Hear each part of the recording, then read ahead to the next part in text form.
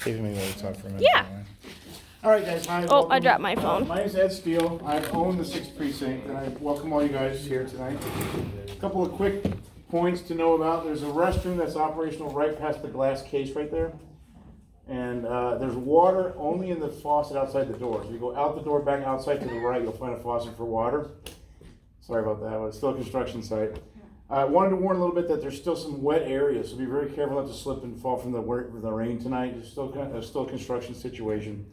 The history of the building is that it was built in 1930, and it was the 6th Precinct from 1930 to about 1986 or 87 when they changed it to the Gang Squad. So the Gang Squad occupied the building from 86 or 87 to 2005, and then budget cuts and the Kwame administration and stuff, they just boarded it up and left. So shortly after that, it got broken into and turned into a crack house for about 9 years where they stole everything out of here. So what you see here, all the materials and stuff, it's a combination of stuff that we've bought from auctions and things like that to use and then to sell the extra stuff to buy other materials. So you'll see all kinds of like military surplus and cabinets and stuff. Our mission with the building is to turn it into a data center. We're going to put server cabinets in the jail, call it data behind bars. So it's secure, it's an easy leap to make, and that's going to be how we generate revenue from cloud computing, and then we're going to end up having this restored area for like office space, high-speed internet, for like technology companies that want to be close to gigabit internet,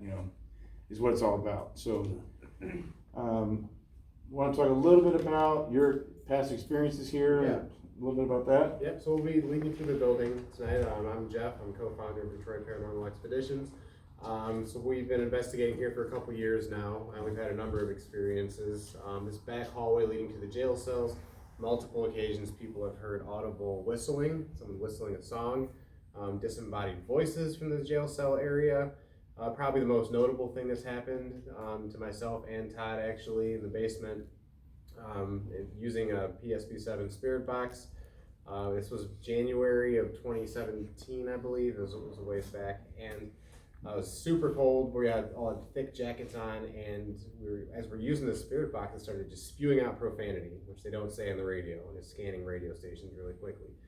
And these tiny rocks started to be actually thrown at us. They were hitting me in the back, and I could feel this through a winter jacket, so it wasn't falling. There was a lot of force behind it. It's just a handful of a couple of experiences. So as you're going through with us, I definitely encourage you to take lots of pictures and videos. If you want to record audio and listen back to it later, do that too, because you might be surprised at what you find. I was really surprised. I didn't even think about the history of the building until after I just got started. We found hundreds of articles about, the Purple Gang era when they fired every policeman all at once out of here because of corruption. 1943, they had a riot where they pulled all the police out and sprung 10 prisoners out of here.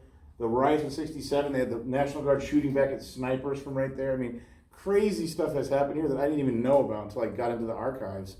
And, it kind of supports what's going on. So we laminated a bunch of those stories. Later on, you can look at all the news reports from the crazy stuff that's happened here. It's just been very active in terms of unusual behavior, So the way the format of the tours will go here, we'll split up into two groups here. Todd will take half the group, and I'll take the other half. And we're going to take you through each floor, and then usually we finish up, 20 to 30 minutes early. So if you want to walk off and do a little bit of exploring on your own, investigating on your own, you can do that too. So before we get going, do we have any questions? All right, why don't we have you say